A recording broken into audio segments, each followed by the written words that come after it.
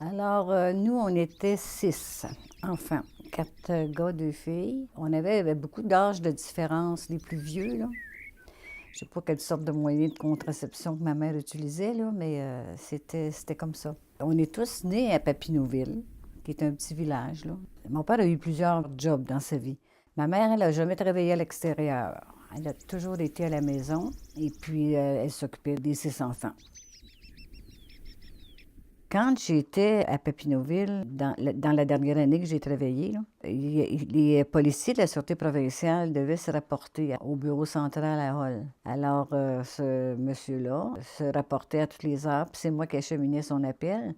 Puis c'était en pleine nuit, alors j'avais pas beaucoup de travail, puis euh, on se parlait. À un moment donné, il me dit, aimerais ça faire de la patrouille? Hey, écoutez, faire de la patrouille, là, c'était quelque chose, hein?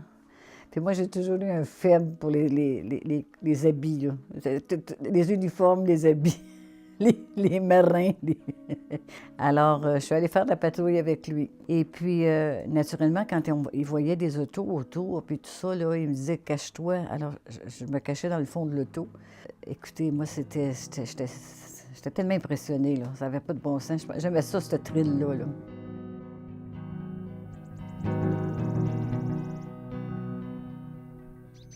Moi, je savais, dès Papineauville, je savais que c'était un homme marié. Il y avait des enfants. Alors là, à un moment donné, je n'ai pas eu mes menstruations. Puis là, je dis, mais il y a quelque chose. Quoique, tu sais, il n'y avait pas de moyens contraceptifs dans ce temps-là. Là. Fait que c'est pas que j'ai négligé ou rien de ça. Il n'y en avait pas. Ça n'existait pas.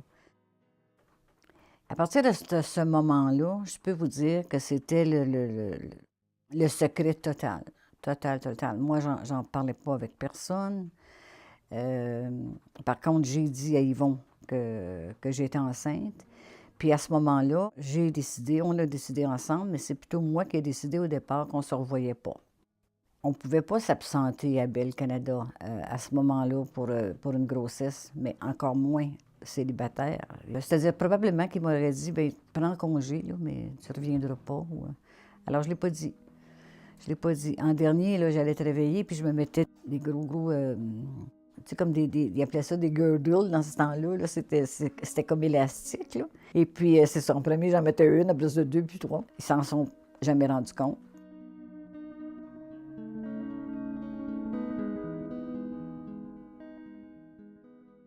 À un moment donné, j'ai appelé, puis que je ne pouvais pas entrer travailler.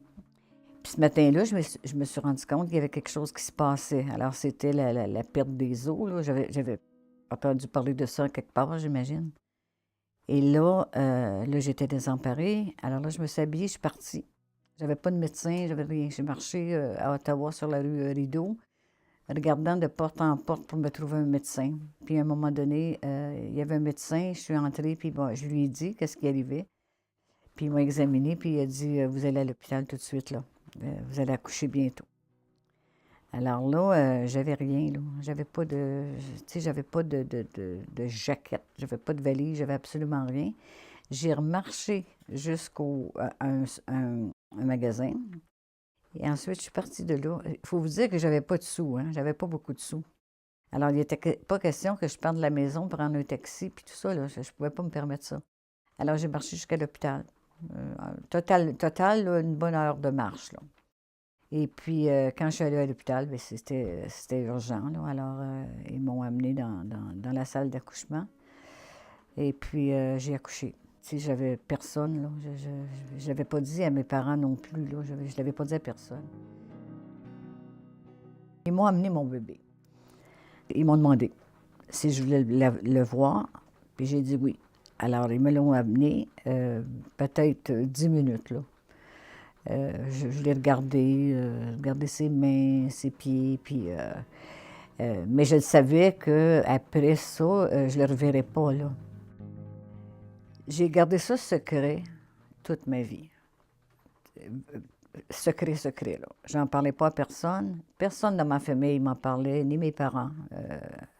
Puis mes amis, bien, c'est sûr que personne ne le savait, là. C'était difficile toutes ces années-là parce que je peux pas vous dire que j'y pensais tous les jours, là. Ça serait pas vrai. Mais il y avait toujours des circonstances qui faisaient que, tu sais, je disais, ah oui, c'est vrai, hein, puis je me demande où est-ce qu'il est, puis ainsi de suite. Dans les années 60, une fille mère, c'était tabou.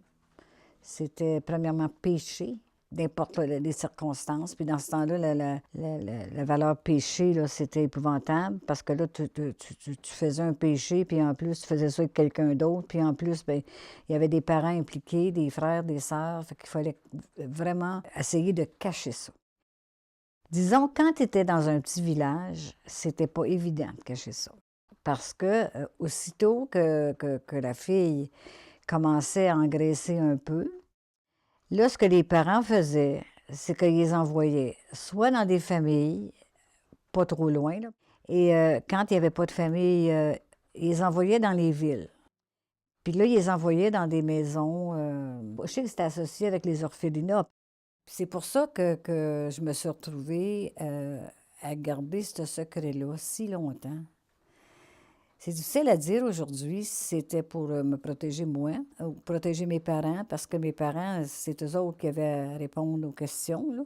J'ai des filles qui venaient à l'école avec moi, là, puis eux autres aussi, ils ont eu des bébés, là. Et puis, il y en a une qui est restée là au village, puis, tu sais, elle me disait comment c'était difficile. Alors moi, j'ai décidé cette année-là, le soir du jour de l'an, de le dire à ma famille. Alors là, je leur ai dit que j'avais eu un enfant. Tout le monde le savait. Probablement que mes parents en ont peut-être parlé. Personne ne m'en parlait. Il n'y a jamais personne qui m'a parlé de mon enfant, à l'exception de mon père. Une fois, on est allé rendre visite à mes parents. Puis, quand je suis entrée dans la porte, mon père m'a pris dans ses bras et il m'a dit bonne fête. Et c'était la fête des mères cette journée-là. Ça m'a beaucoup touchée. Et puis c'est peut-être à partir de là que j'ai décidé de le partager avec mes frères et mes sœurs. Puis le 31 décembre, j'ouvre ma tablette, puis je vois un message de Patrick McCann qui me disait « Mon nom est Patrick McCann, je suis né le 20 novembre 1962 à l'hôpital général d'Ottawa. » Et puis, lui, il a fait des recherches. Il a fait des recherches pendant 25 ans. Et finalement, bon, on s'est rencontrés le 16 février. Maintenant, si je parle avec quelqu'un, je dis mon fils, notre fils. C'est incroyable. Pourquoi qu'on ne pouvait pas dire ça? Tu sais, il n'y a rien dans ma personne qui a changé parce que j'ai eu un enfant à cet âge-là. C'est des circonstances qui ont fait qu'il fallait garder ça secret. Donner un enfant, c'est épouvantable d'entendre ça, hein? C'est comme du marché noir ou je ne sais pas là, comment on pourrait considérer ça. Mais moi, pour mon bien-être, puis continuer mon bonheur, j'ai décidé de dire que je l'avais confié. Moi, je vais mourir en pensant que je n'ai pas donné mon fils, que je l'ai confié. Je me sens mieux avec ça. Well, I would say I was thrilled. You know, part of you wonders whether you will ever find your birth family. So even all day, you think about, is this real? You know, is this really happening? And sometimes you hear a lot of stories about people who try to find their birth parents and aren't able to find them. So I admit when we pulled up and walked up the door, I was very nervous but excited.